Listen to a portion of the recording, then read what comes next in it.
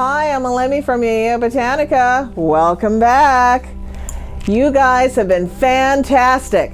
Thank you so much for the great comments, the support of our channel. We are www.yeyeo.com, Y-E-Y-E-O. And we are a spiritual wellness supplier, which is why we do videos about all things spiritual. I want to thank my great subscribers from Trinidad. I'm going to be shouting you guys out no matter where you are. So thanks so much for tuning in. Today, we're going to talk about the mystical meaning behind water. We're going to talk about all different reasons why water is so mysterious and so mystical and so important for all of us. And I have a little tidbit. At the end of the video, I'm going to be answering a question from one of you. So let's get started. So today, I wanted to talk a little bit about water. We know that water is one of the four main elements in the world. It doesn't matter where you live. It doesn't matter what tradition you're a part of, what you believe in. Water doesn't change, right?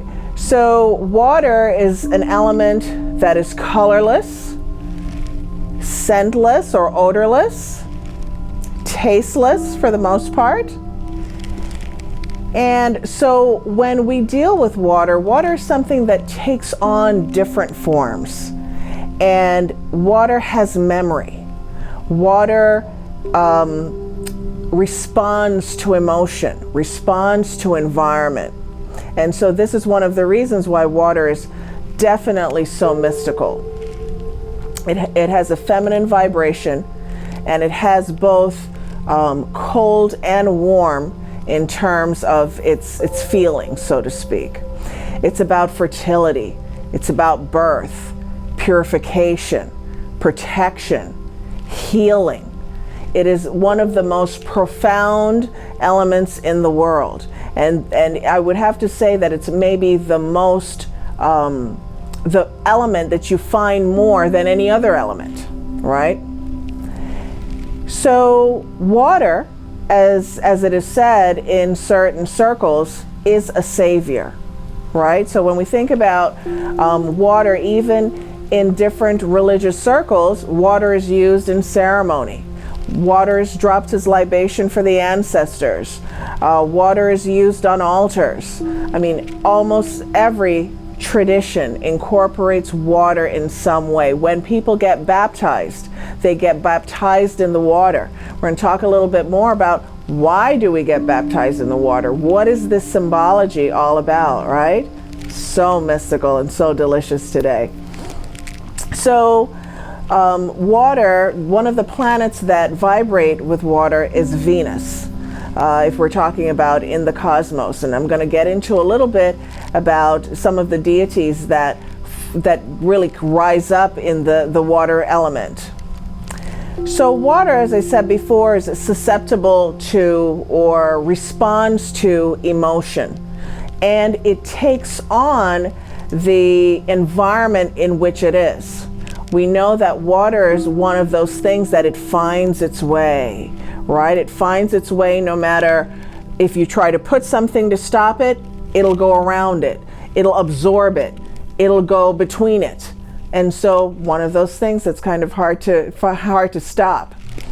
So water, we know also we work with water because it takes on, I'm going to keep repeating this in different ways and explaining how it takes on different characteristics. So water can be moving very violently with the air element or just from gravity. We know it can get very still. It can become stagnant.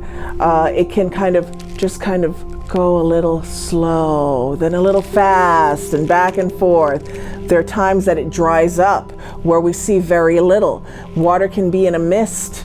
It's in oxygen, and so on and so forth, right? So Water holds information. This is one of the reasons why when people go to pray, they pray over water, or they say, go to the river and pray, go to the ocean and pray. There's different kinds of work that you can do where you pray over water. For those people who have taken my private workshops, we do a whole exercise around praying over water, dealing with the Orisha Ori, your higher self, the deity that is within us. You can use water as well in your prayers with Ori. In the Yoruba system, we call the Orisha of your destiny Ori. So we hear and we see how water functions. What is water? Well, water is one of the most known elements in the world, as I mentioned to you before. It is a foundational element. The foundation of humanity is water.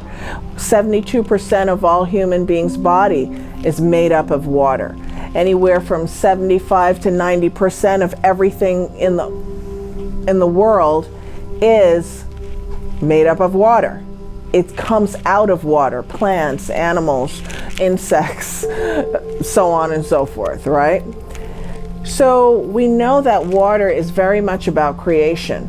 It's about humanity. So now let's tie together some of the spiritual aspects with water. So again, I talked about earlier this idea of the baptism. Right? People baptize or consecrate things on a regular basis using water. Why do we do this? Part of the reason is that we're going back to this idea of the embryonic stage, right? This idea of going back into the womb, right?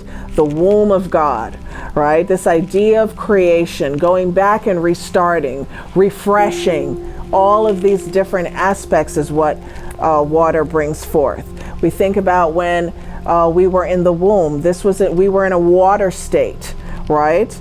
And then we come out to the dry state being through the birth canal. So all of these mystical meanings and symbologies of water. So we know that water's a solvent. It can break down almost anything and break through almost anything, right? Or wear it out. Water's about abundance. We can use water for protection. This is why people also do spiritual washes, and they'll bathe in it or they'll sprinkle it around, right? We use water in that way. We use rainwater, elemental waters, the rain water, the river water, ocean water, and so on. But for this video, we're really speaking about the clear water that we would drink, rain, river. It's called really sweet water. And so there are quite a few deities that speak in sweet water or that come up in sweet water. Egyptian deity Nebhert, right? That is one of the river goddesses. We've got Greek deities. We've got a Hindu deity of Jal.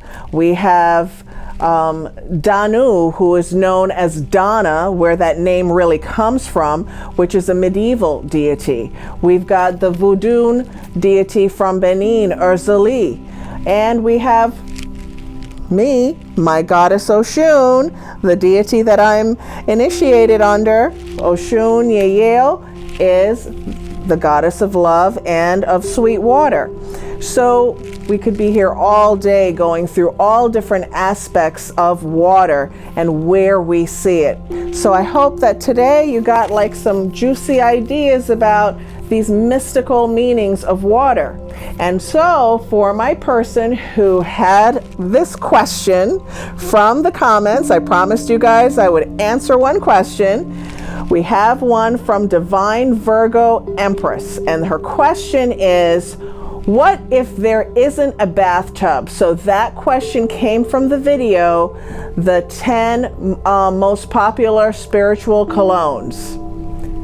So, spiritual washes, excuse me. So from that video, I pulled that question, what if I want to do a wash? We talked about water, the water element, washing ourselves. So this is like a spiritual wedding of sorts using the water element, right? So if you don't have a bathtub, you put it in a bucket, you pour it on yourself very slowly, praying about what your intention is. Not everyone has a bathtub. You got to work with what you got. So, good luck. I hope you guys enjoyed this video. Remember, give me a thumbs up, hit the bell for notifications, and in the description box below is my YouTube channel family list where you can find out about all things going on with us at Yeyeo that services you. See you next time. Ashe, ashe, ashe. Thanks for watching. If you enjoyed this video, like us, share us with others, give me a thumbs up, hit the bell for notifications, and come visit us in the store. Check us out on all social media. See you next time.